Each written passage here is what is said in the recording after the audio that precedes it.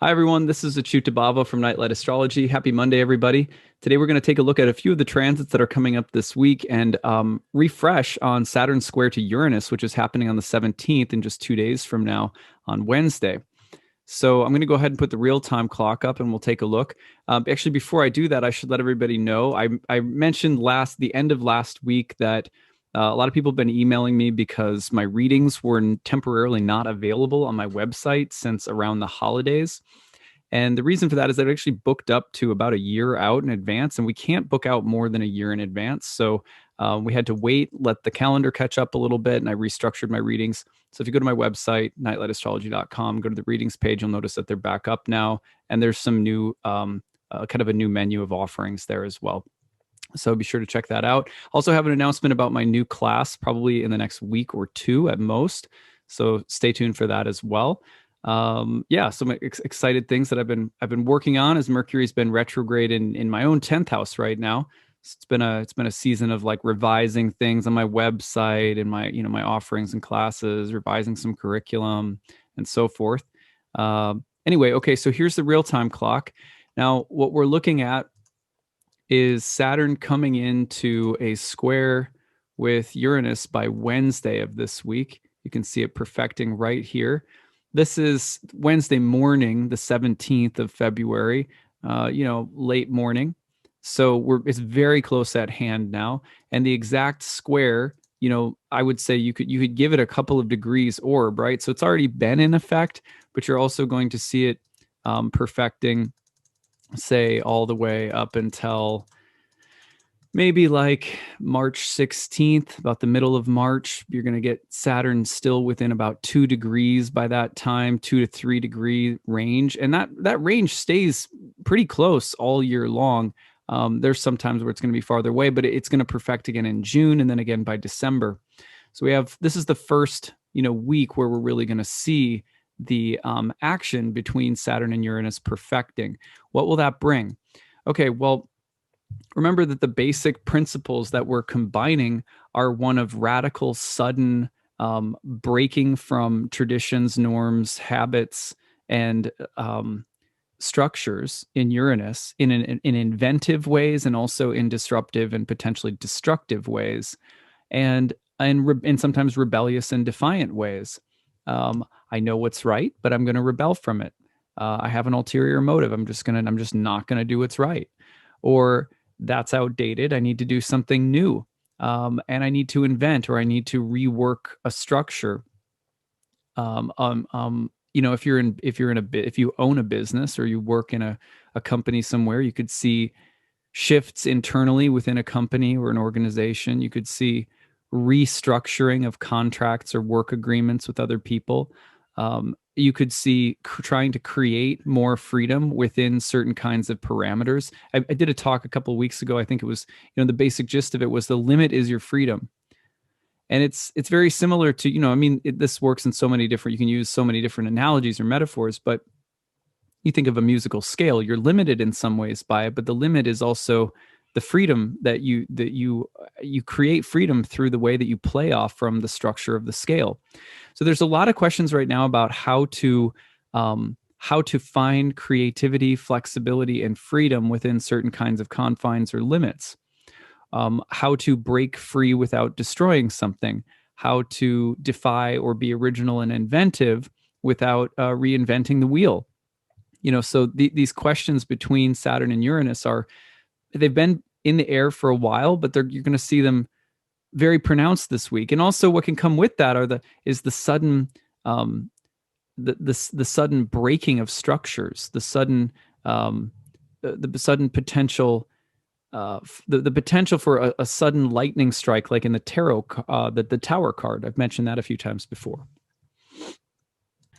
So along with this, you're also going to find that it's very possible that we would see more sudden, I call them like acts of God or nature, whatever the insurance companies use to talk about sudden disasters that happen in nature. It's possible to see earthquakes. It's possible to see the sudden shifting and moving of established structures of human society because of acts of nature that come on very quickly and suddenly and challenge established infrastructures and stuff like that. Like that does happen under Saturn Uranus squares. You could also be, more moral, philosophical, ethical. You could find yourself, getting locked in conversations about tradition versus innovation this week. So watch for those energies. Now, what's interesting about this week is that we're also going to see a first quarter moon coming through between Wednesday and Friday. So you're going to see, Wednesday to Friday, the moon goes into Taurus, and it's actually going to be by, I guess, about Friday morning that the first quarter moon actually perfects. Here you can see it right here. It's perfecting by like Friday morning. So this week is also a first quarter moon week. What does that mean?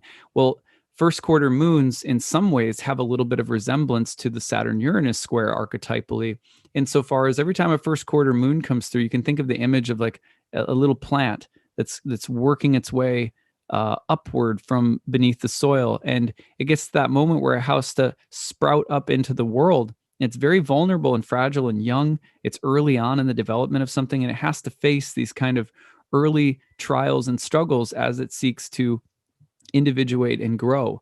So in a moon cycle, whatever karma is planted, we're going to meet some initial obstacles or challenges or work or, struggles that define the path ahead, or that, the way we meet them will define the fruits that come at the metaphorical full moon.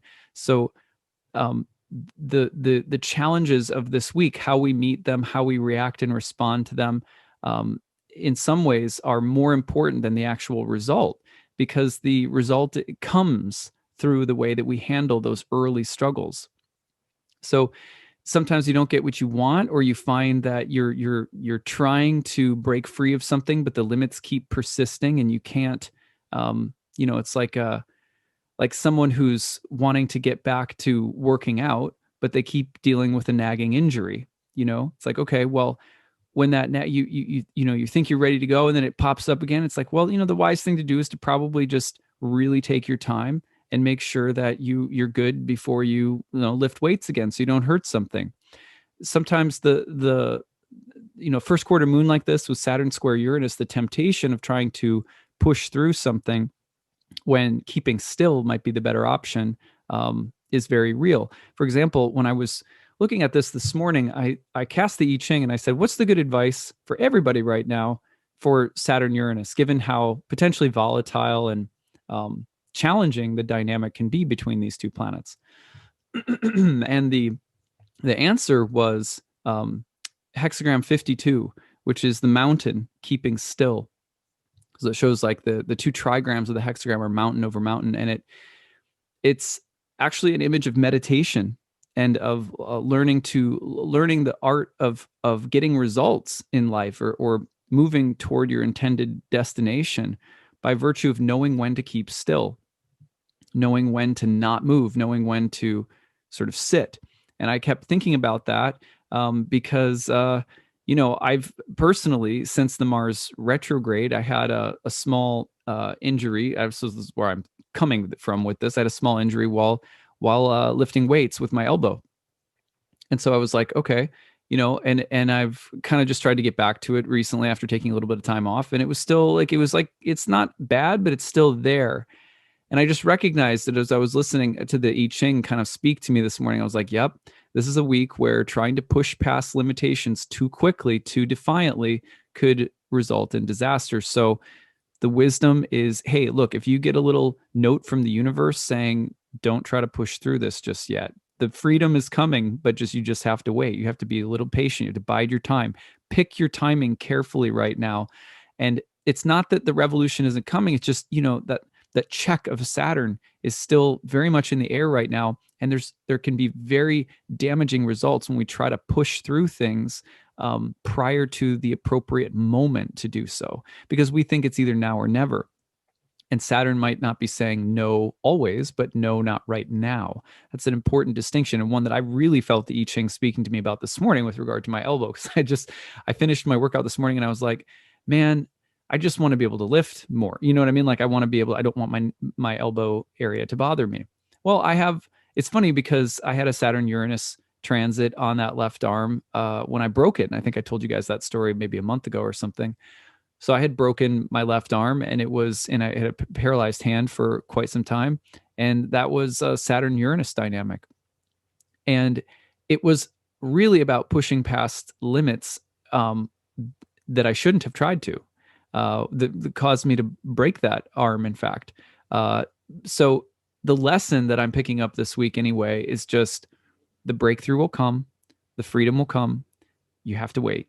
Keep still, meditate. There's a season for all things. There's a season to feel like the breakthrough is at hand, even though it has to wait a little bit. It has to wait for just the right moment or the right timing.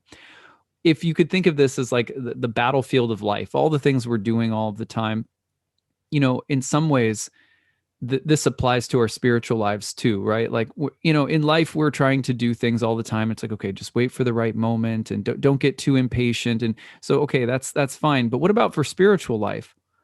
Well, the same thing is true spiritually. Let's examine for a moment. I'm just going to turn off my screen now. Let's just examine for a moment this idea of someone who has a certain number of vices, right? Let's say you have some bad habits and you know that they're not good for you, whatever they might be. Your spiritual practice gives you the feedback all the time that these things need to change. Probably some of you, like myself, have tried to force a change upon ourselves to improve upon some area of our life prior to being able to actually pull it off, right? So that's a really tough position to be in because you know where you want to go, you know where you should go, spiritually speaking, to be healthier, to be happier, but it's just not the right time yet. One of the greatest austerities in life and I've heard a number of my teachers say this as well, one of the greatest austerities in life is learning how to live with the imperfections, the faults, the flaws, the shortcomings, and to wait patiently, knowing that that waiting and sort of slowly suffering with those things that you don't have the full strength to change right now is the change in process. It doesn't feel like it. It feels like, well, I'm not acting upon, it's like, for example, let's say that someone's trying to quit smoking. I'm just giving an example. A lot of my clients I've talked to in the past, struggle with smoking. You should quit. You know it's going to be better for you, but you're not there yet, right? Well, there's a certain way in which the more heightened awareness you have of that while you're trying to quit smoking, the more that smoking is the karma, in a sense, of that smoking is starting to burn off because you're living with it. It's no longer enjoyable, right? But you can't say no to it yet, perhaps.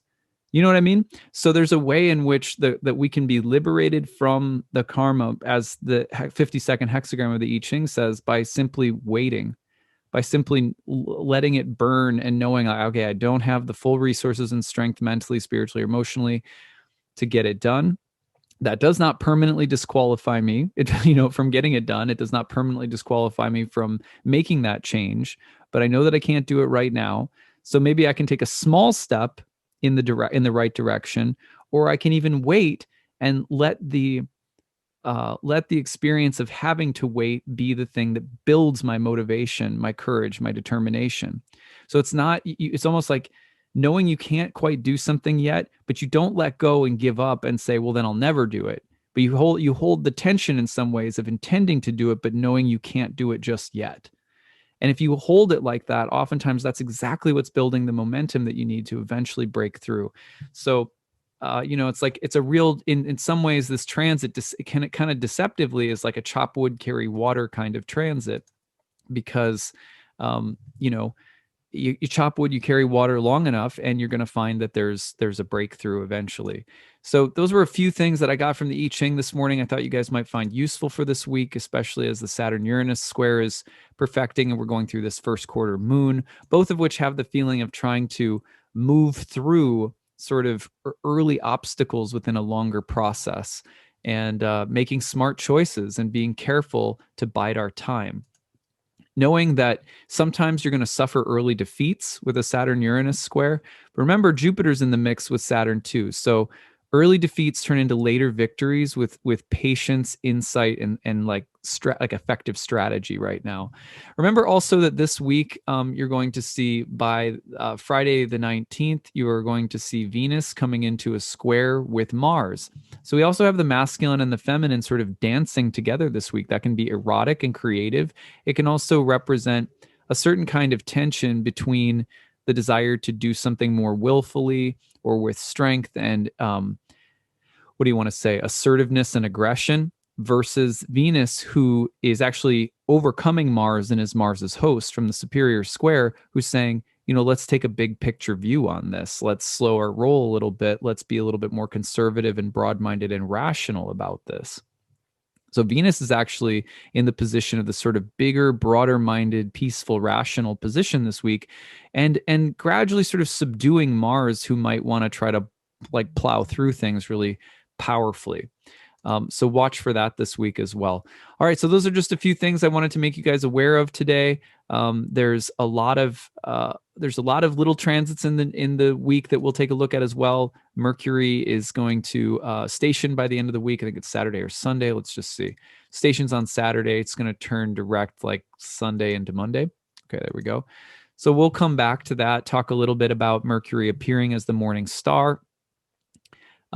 And probably start previewing some of the dynamics of what comes after the first square of Saturn Uranus as well, because we kind of start moving towards some of the transits of the spring and almost like previewing some of those as well.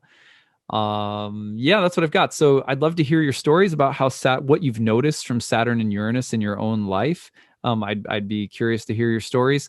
I always appreciate when people leave things in the chat box. Sometimes people email me, and I always love reading people's stories, but I prefer if you share a story, if you share it in the chat box, it's a little easier for me to read than having my inbox inundated with like 100 emails. So yeah, I prefer if you have a good story to share, that you share it in the chat box, unless if it's too personal or whatever, that's okay. I apologize in advance. I can't usually respond at length to people who email me long stories. So anyway, I hope you guys have a great week. I hope it's really fantastic, and I look forward to unpacking more with you guys as the week goes on. Probably Kat will be in. We'll be doing some Q&A episodes, and like I said, I'm going to try to catch up on the Mercury series by looking at Mercury in Aquarius as well. All right, take it easy, everyone. Bye.